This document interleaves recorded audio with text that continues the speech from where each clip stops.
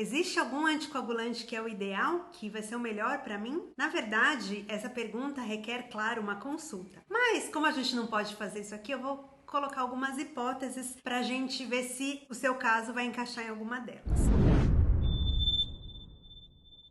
Eu sou a doutora Fernanda, se você ainda não está inscrito aqui no canal, é só você se inscrever. Então vamos lá. Primeira coisa, se você tem um problema no rim, a gente tem algumas limitações, porque não são todos os anticoagulantes que podem ser utilizados em pessoas que têm problemas no rim. Então se você é dialítico, provavelmente a gente deve utilizar a varfarina. Se você não é dialítico, mas está com um nível um pouco diminuído, a gente pode ajustar a dose dos anticoagulantes que são permitidos utilizarem quando o paciente tem problema no rim. Mas assim, tem diferença entre os diferentes tipos de dor, né, que são esses anticoagulantes orais que não precisa ficar monitorando o sangue? Existem algumas diferenças, elas são pequenas, mas assim, eu sempre gosto de falar que tudo depende como que você vai utilizar o anticoagulante. Então a gente tem anticoagulante que é uma vez ao dia, que foi testado em paciente oncológico. A gente tem anticoagulante que é 2 vezes ao dia, que também foi testado em paciente oncológico. Então se você tem câncer, a gente prefere esses que foram testados em pacientes oncológicos. Paciente que tem problema de síndrome do anticorpo antifosfolípide, precisa olhar bem qual é a síndrome e se não tem nenhuma contraindicação para o uso dos anticoagulantes diretos, porque existem aqueles pacientes que não podem utilizar o anticoagulante direto. Outro paciente que também não pode utilizar o anticoagulante direto são as gestantes, porque elas acabam... A gente não tem teste em gestante, mas a gente já tem teste em criança. Então, se é o caso de uma criança, pode ser que o seu médico ou pediatra dê um anticoagulante direto para algumas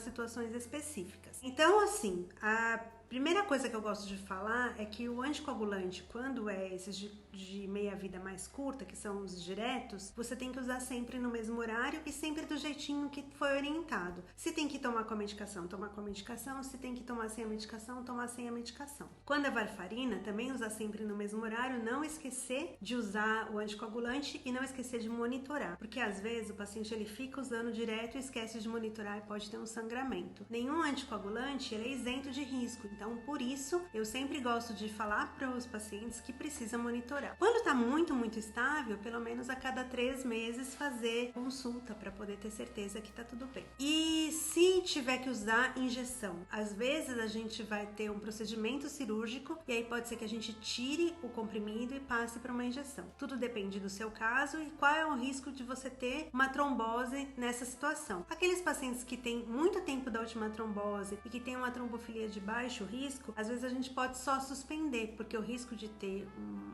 uma trombose vai ser maior depois da cirurgia do que antes. Agora, aqueles que já tiveram recorrência, mesmo utilizando anticoagulante, pode ser que a gente troque a medicação durante esse tempo de cirurgia. Sempre tem que conversar com o seu médico, então tem que ter um médico de confiança para te orientar nessas situações de riscos. Então, assim, qual é o melhor? Para mim, sempre é aquele que você tá mais adaptado, que você já tá acostumado a tomar e que você não esquece. Se você gostou do vídeo, só mandar para quem também usa anticoagulante.